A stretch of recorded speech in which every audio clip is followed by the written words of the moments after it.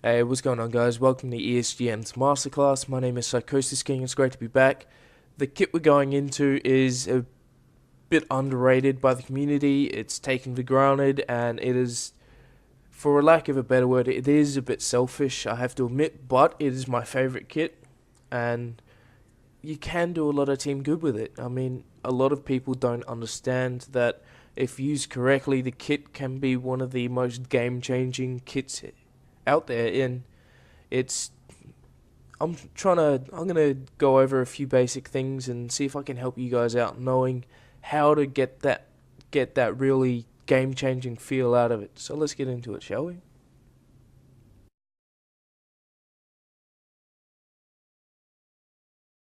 So this is the very first starting kit you get with the US side, the MK11 Mod 0 with the 8x scope and no other attachments, the M9, which is default starting pistol for every kit, no gadget and radio beacon.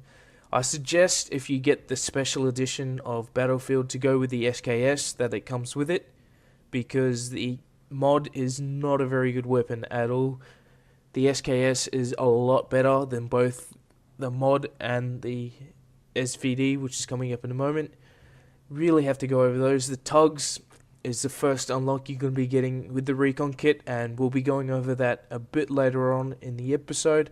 I'm going to take you over to the Russian kit now. And this is the Russian side of things, the SVD, MP443, Tugs, and Radio Beacon. Again, the MP443 is default across all the starting Russian classes, and the SVD and the MK mod are very similar in the way they work. I feel that the SVD is a little bit better, and it also has a 7x scope instead of an 8x scope to start off with, and that's just because of the different variant, like US, Russian. Let's get into the basic HUD icons. Alright, so this is the Tugs and the spawn beacon. Tugs on the left, spawn beacon on the right, obviously. The icons you can see on top of them are duplicated on the minimap in blue or green if they are for a squad member, and these are what we're going to be on over today. Yes, the spawn beacon, fairly self-explanatory. You use it as a mobile spawn point, basically. What you need to do with the spawn beacon is put it down somewhere behind the enemy team. A lot of people don't do this. A lot of people put it in weird places and it doesn't quite work out. You really need to put it in a place where the enemy will be pushing away from it, so behind them, to get those flanking maneuvers on. On rush, it can be vitally effective in taking away those tickets, and on conquest, it can be used on a spawn trap to get behind the enemy and cap those flags up from behind before they realize what's going on, and you've taken those flags and you got them in a spawn trap. That is how much this thing can change the game, just because of how well it can be utilized, but unfortunately not a lot of people can utilize this properly. I'm going to take you into a couple clips, one of me spawning on a beacon and then one of someone spawning on my beacon, just show you what it's like. Let's go into those now. Very simple. See the spawn beacon, see it in the screen, click spawn and you're in. It is like spawning in on a flag or a squad mate. It is essentially a squad spawn. The other player gets those points for the squad spawn. You're going to see it in a moment. And it really, even just this little clip, essentially shows how great it can be for flanking. I can run one way spawning off it. Moose Jack can run the other way spawning off it, and we can get multiple flag caps at the same time. There it is, 10 points for the squad spawn. It is that simple. Let's move on to the next thing.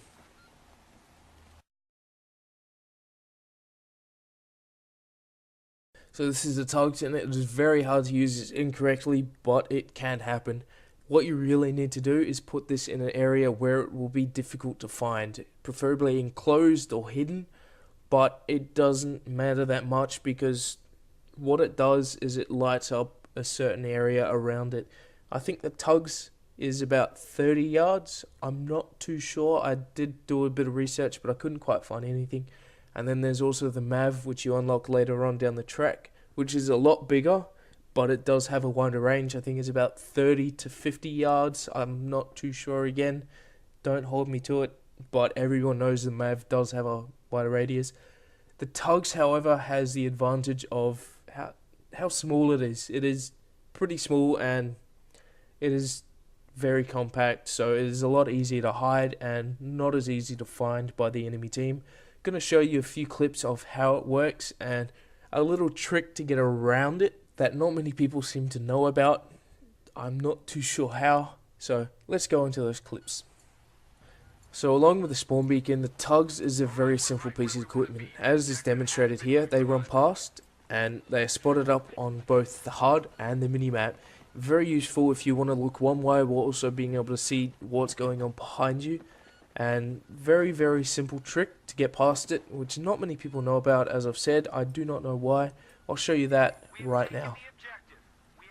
So this is a great trick if you want to get around the Recon without destroying the Tugs and alerting them where you are. I mean, you can use it to get in, knife the Tugs and then run up to the Recon, but I prefer to just go the whole way.